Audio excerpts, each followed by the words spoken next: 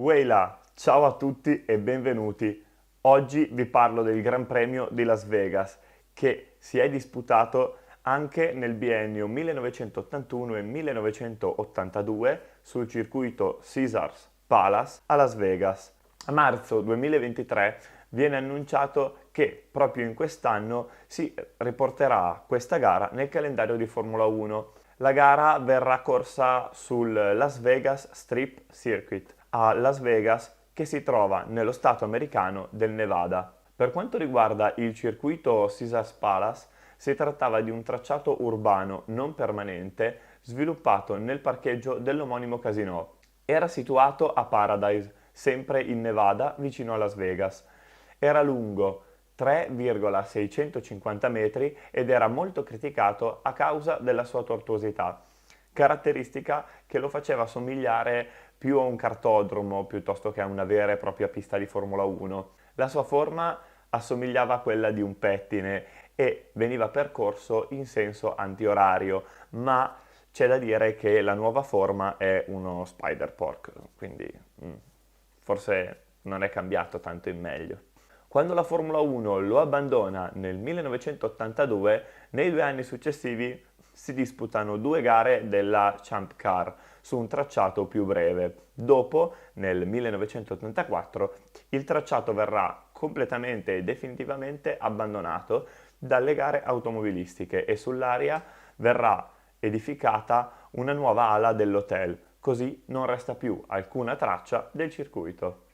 Per il suo ritorno nel calendario di Formula 1, la gara appare sul Las Vegas Strip Circuit, un altro tracciato urbano semipermanente, anch'esso che sorge a Paradise. Una prima bozza del nuovo tracciato viene pubblicata il 31 marzo 2022, quando viene annunciata la presenza della gara. Un successivo tweet, arrivato il 2 settembre, mostra una nuova versione del tracciato che comprende una variante che viene aggiunta. La versione definitiva si tratta di un tracciato che sfrutta prevalentemente strade urbane, ad eccezione del tratto compreso tra curva 17 e curva 4, cioè la zona del paddock e della pit lane. Il circuito conta 17 curve, di cui 11 a sinistra e le restanti 6 a destra, e 2 zone di RS. Ci si aspetta un basso carico aerodinamico, bisogna tenere conto di diversi fattori però, tra i quali l'aria più fredda, che rende l'aria più densa e quindi i profili alari più efficaci. Qui sono stimati tra i 5 e i 10 gradi. Sarà un problema anche per le gomme il freddo, visto che gli pneumatici di Formula 1 sono studiati per funzionare a temperature superiori agli 80 gradi. Portare le gomme alla temperatura corretta è già complesso in eventi con temperature nella media, quindi i piloti dovranno sicuramente fronteggiare diversi problemi di perdite di aderenza. Il circuito misura 6,201 km, il che ci porta a capire che bisogna percorrere 49 giri per raggiungere i 305 km necessari al completamento di un Gran Premio. Ma saltate ora a bordo di una monoposto con me per puntare tutto e vedere un po' di celebrità. Arriviamo da questa leggera curva a sinistra da fare in pieno, sfruttando tutta la pista, per poi scendere in terza, tenendoci larghi, per raccordarci, per avere una linea vantaggiosa per curva 3, che ci lancerà nel primo dei 3 lunghi rettilinei del tracciato. Ci portiamo a filo del muro di sinistra e stacchiamo forte per immetterci in seconda, dentro curva 5. Sfioriamo il muro in uscita e gestiamo l'enorme potenza del motore. Poi portiamo la monoposto nel 6, tenendo tutto giù. La prossima staccata è tecnica, si frena mentre si curva sfruttando la tecnica del trail braking per far voltare la vettura. Le curve 7 e 8 formano una chicane tecnica impegnativa in cui è fondamentale non perdere velocità. Dalla 9 invece bisogna lanciarsi al meglio per sfruttare bene il rettilineo che porta alla 12, passando da un'altra chicane, questa volta larghissima, da fare full gas lottando con la forza G. Poi si stacca forte per immettersi sul rettilineo che porta all'ultima staccata importante. Ci si spara quindi su The Street, tenendo giù come voler sfondare il pedale dell'acceleratore. Non bisogna farsi distrarre dalle luci dei casinò e dal rettilineo che sembra non avere fine, perché la staccata della piccola chicane contenente le curve 14, 15 e 16 è brutale. Le 3 curve vanno affrontate giocando sapientemente col pedale dell'acceleratore per poi mettersi in quello che sostanzialmente è il rettilineo del traguardo, anche se prima della bandiera a scacchi c'è curva 17 da fare anch'essa in pieno, mangiando tutto il cordolo interno per poi far urlare il motore fino a tagliare il traguardo. Ci sono 3 rettilinei. Uno è ubicato sulla Koval Lane, il secondo, che è il più lungo dei 3, sulla Las Vegas Strip e l'ultimo sulla Harmon Avenue. Ma in generale il circuito non fornirà tanti sorpassi spettacolari. Le parti con le curve un po' più tortuose, diciamo, non sono particolarmente fruibili per il sorpasso e quindi prevalentemente vedremo sorpassi sui rettilinei. Siamo arrivati alla storia. I 2 Gran Premi degli anni 80 vennero disputati sotto il nome di Gran Premio del Caesars Palace. Questo perché il circuito passava nelle vicinanze del famoso albergo Casino, celebre sede degli incontri di pugilato. Come area box veniva utilizzato il parcheggio dell'albergo e come circuito veniva utilizzata un'area non ancora urbanizzata sulla quale era stato tracciato il circuito utilizzando un asfalto apposito. L'avvenimento di una gara sul circuito di Las Vegas era già previsto per il campionato del 1980, gara che avrebbe dovuto concludere la stagione il 2 novembre. L'evento viene però cancellato. Delle 3 gare previste su suolo statunitense, quella maggiormente in dubbio era quella programmata al Watkins Glen, al punto che si era prospettato di anticipare la gara di Las Vegas al 18 ottobre. Nell'aprile 1980 viene diramato un primo calendario per la stagione del 1981, comprensivo di 15 prove che comprendeva tutte le gare previste per il 1980, tranne quella di Las Vegas che non era stata disputata neanche l'anno precedente. La gara di Las Vegas viene quindi disputata per la prima volta nel 1981 a seguito della cancellazione definitiva del Gran Premio degli Stati Uniti d'America Est, quello al Glen, scaturita dal mancato versamento di $800.000 da parte degli organizzatori nei confronti delle scuderie. È così che gli organizzatori della Formula 1 propongono di correre a Las Vegas su un tracciato da costruire, ottenendo il consenso ad agosto.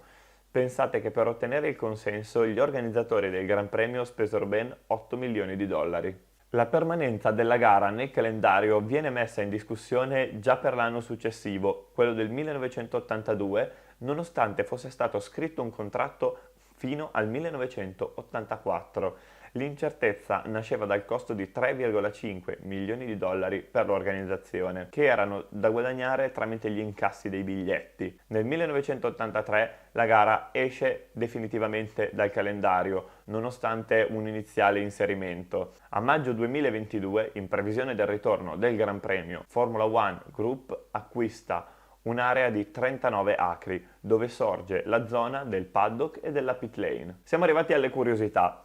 Con il ritorno della gara a Las Vegas, i Gran Premi corsi su suolo americano sono ben 3, tutti chiaramente in stati diversi. Il nuovo circuito è stato scelto da 31 modelli presentati. Originariamente il circuito prevedeva solo 14 curve, con un'ampia svolta di 180 gradi attorno allo Sphere, sostituita poi con l'attuale variante. Per la gara di quest'anno sui cordoli del tracciato saranno presenti 4 semi delle carte da gioco. Inoltre Pirelli fa sapere che verrà usata la mescola di gomme più morbida dell'intera gamma disponibile. Tra l'altro questi semi disegnati sui cordoli li rendono più scivolosi. Sempre a Las Vegas, ma su un circuito alla periferia, noto come Stardust International Raceway, si sono svolte nel corso degli anni diverse gare appartenenti a diversi tipi di campionati automobilistici, il tutto prima che sull'area venissero costruiti nuovi alberghi e casinò. La gara del 1981